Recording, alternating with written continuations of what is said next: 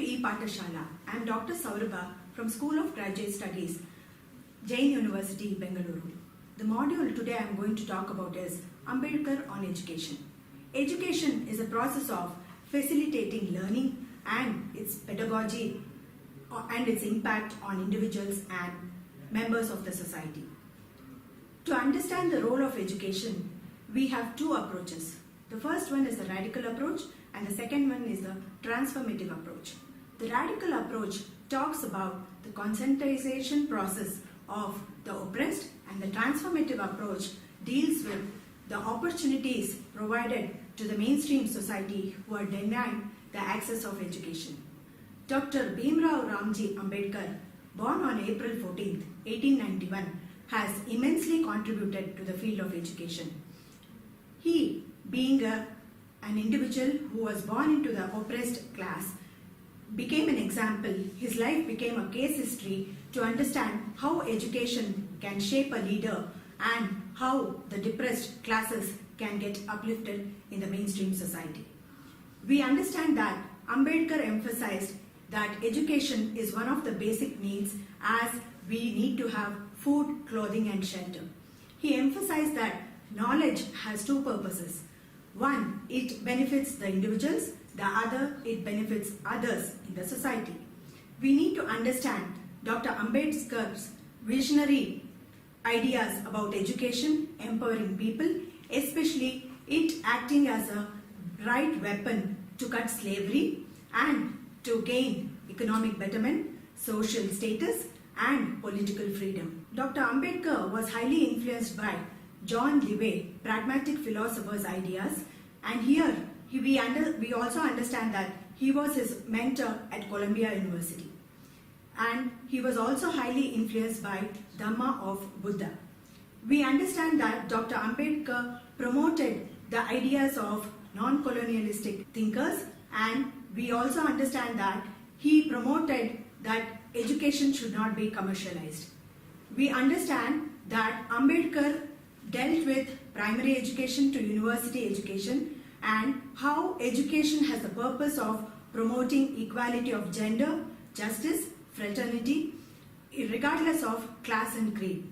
He was one who seconded the words of Mahatma Phule in empowering women. He spoke about educating both boys and girls in an equal fashion so that they become political promoters, political educators and educational activists. We understand that Ambedkar also said that there should be the government supporting financially the education of individuals, especially the downtrodden. So he emphatically worked towards, as a revolutionary, towards promoting free education, compulsory education for all, and towards the quality of education for the betterment of individuals and the humanity itself.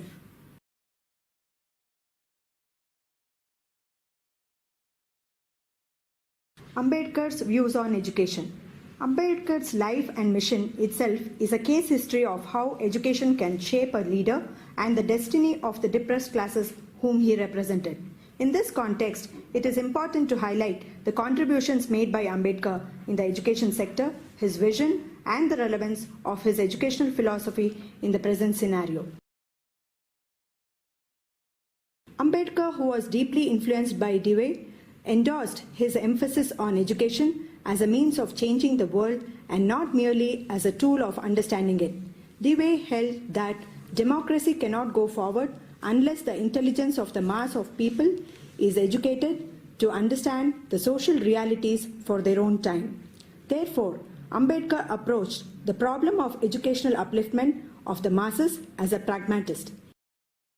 He says that education is one of the basic needs along with food, clothing and shelter. Dewey's ideas provided him the basis for a systematic analysis of problems relating to society, religion, politics, economy and history. Education, according to Ambedkar, was a blend of pragmatism of Dewey and Dhamma of Buddha. Education is not only a layer for their social mobility, but also opens the doors for their modernization. Ambedkar emphasized secular education for social emancipation. The basic theme of his philosophy of education is inculcating the values of liberty, equality, fraternity, justice, and moral character among the boys and girls of all shades. Ambedkar identified two purposes of knowledge, these being acquisition for benefit of others and acquisition for benefits of one's own. Education was assigned a revolutionary role in Ambedkar's conception of social progress and in his vision of a just and equal society. It was identified as a key instrument of liberation from oppressive structures of caste inequality and patriarchy and a channel for construction of a new social order. Women were integral to this visionary egalitarianism and were consciously mobilized as political actors in the Dalit liberation movement led by Ambedkar in the early decades of the 20th century. In the arena of formal education, significant thrust was given to women's political movement and they played foundational roles as political educators and educational activists. Equal access to educational opportunities. Ambedkar, who developed an almost doctrinal belief in the efficacious and transformatory character of education, held that education must be available to all, irrespective of caste or status. Education is something which ought to be brought within the reach of everyone. He examined the education policy of the British in India and found that education in India had always remained restricted to the members of the upper stratum of society. He held that during the British rule, the field of education was deliberately kept confined to the upper classes as the British feared that the spread of education among the members of lower classes might jeopardize their existence in India. The worst sufferers of such an education policy were the untouchables. Their segregation in schools were absolute. They had to sit outside the holy precincts of the temple school. Drinking water was not available to them. Even the method of punishment meted out to the untouchable students was different from the method to punish the caste Hindu students. While the caste Hindu students were beaten with sticks, the untouchable students were hit with clods and stones from a distance, lest the touchable teachers got polluted. Thus, only untouchable students who meekly submitted to such horrible insults and physical injuries could receive education. Those who could not put up with inhuman atrocities run away from the school and spend the rest of their lives ploughing in the farms owned by others. Ambedkar's important contribution to the education sector was his belief that education is something which ought to be brought within the reach of everyone. The education department is not a department which can be treated on the basis of quid pro quo. Education ought to be cheapened in all possible ways and to be the greatest possible extent. Ambedkar stressed on this because he felt that we are arriving at a stage when the lower orders of society are just getting into the high schools, middle schools and colleges, and the policy of this department therefore ought to be to make higher education as cheap to the lower classes as it can possibly be made. Ambedkar was against a great disparity in the availability and utilization of educational opportunities among different classes in India. He stressed that depressed classes must be treated on par with minority and similar benefits should be extended to them as Muslims were earlier given in the education sector. One of his fears was that many poor parents may not be in a position to appreciate the fact that money is given for education to their children was meant to be used only for that purpose. It was likely that some of them might use it for unproductive purposes.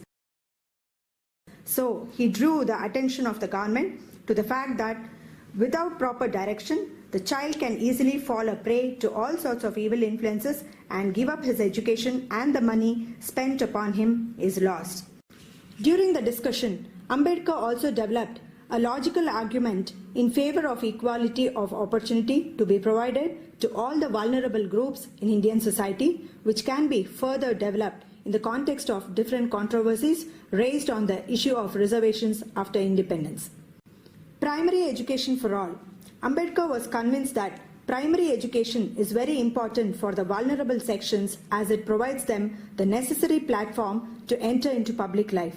Ambedkar recognized the importance of education in shaping the future and cautioned the underprivileged not to lose any opportunity.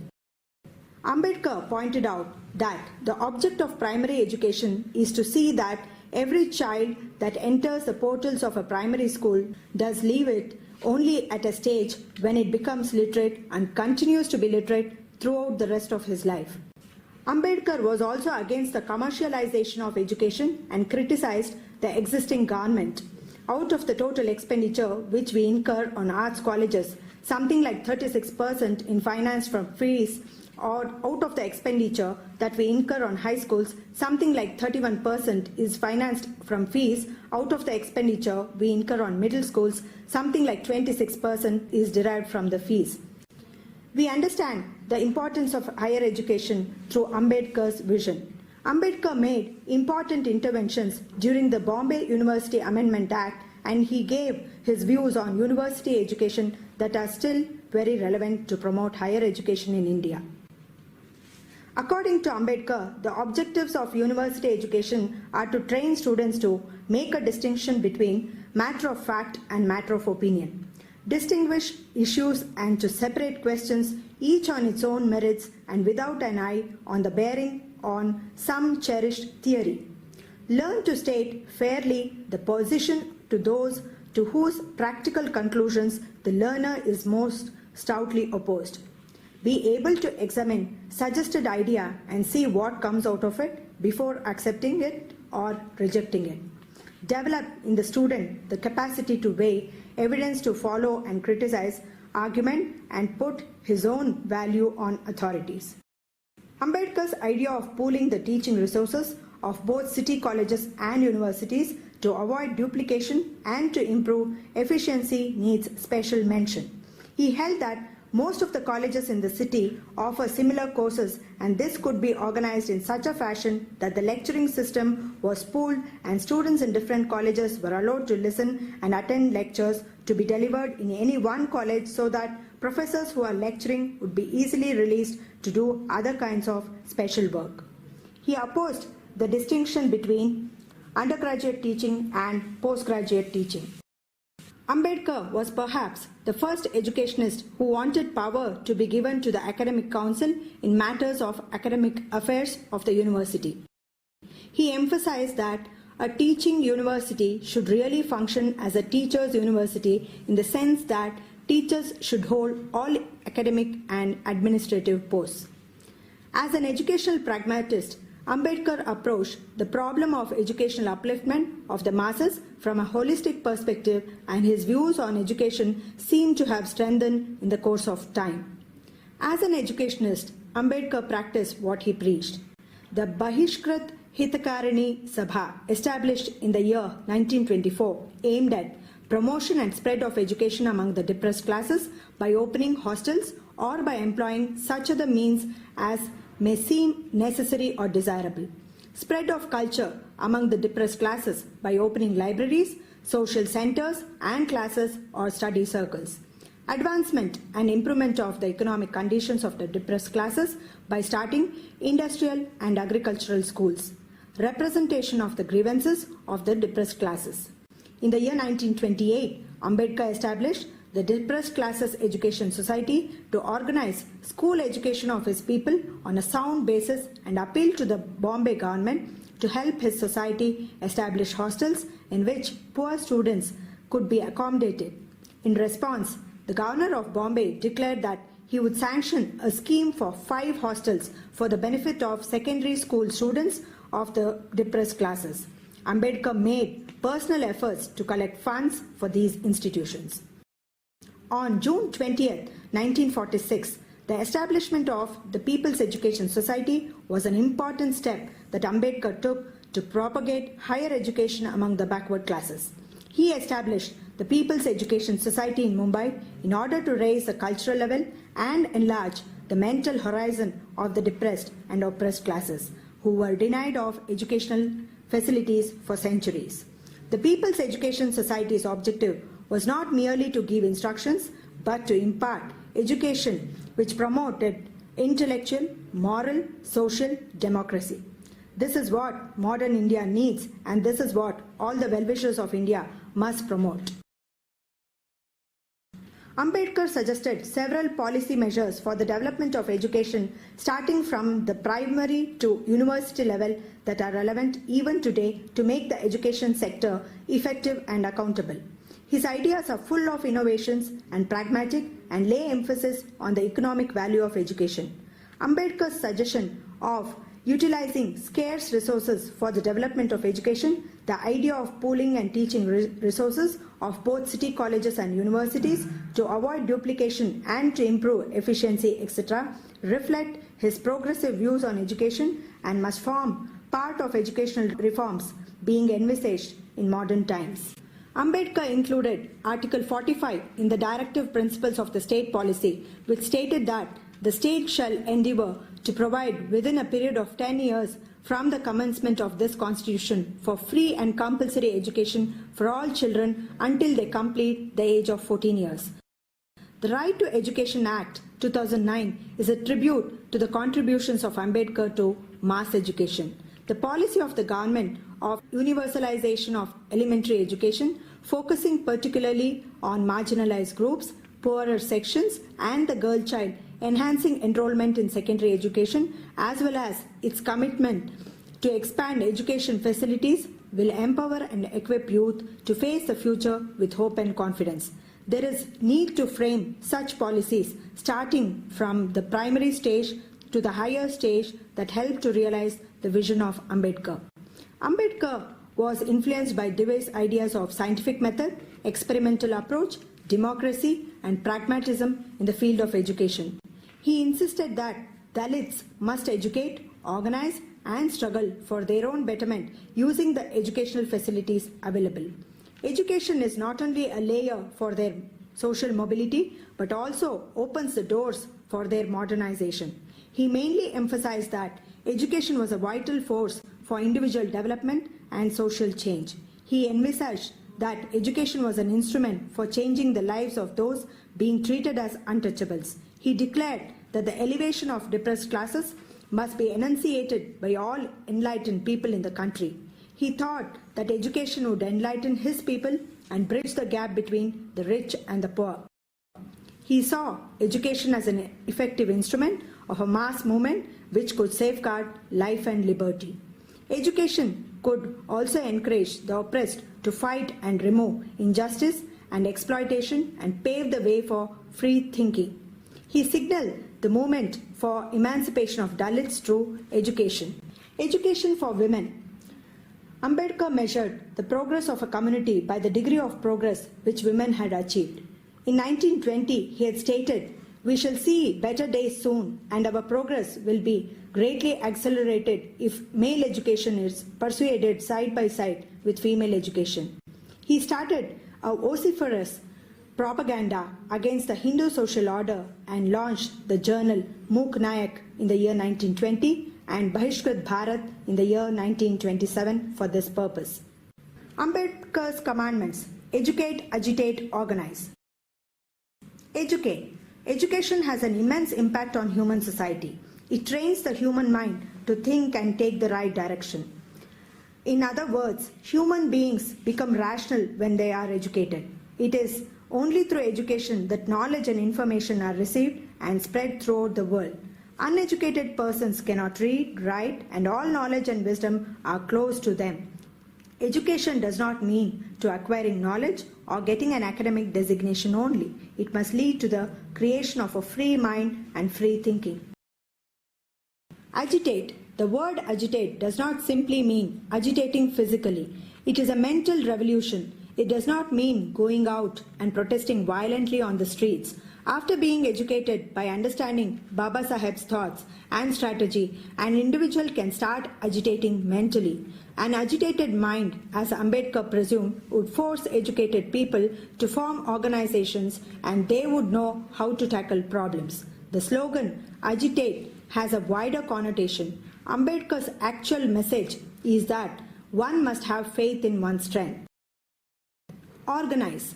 Educated and agitated minds will easily organize and unite for a common mission and emerge as a collective force.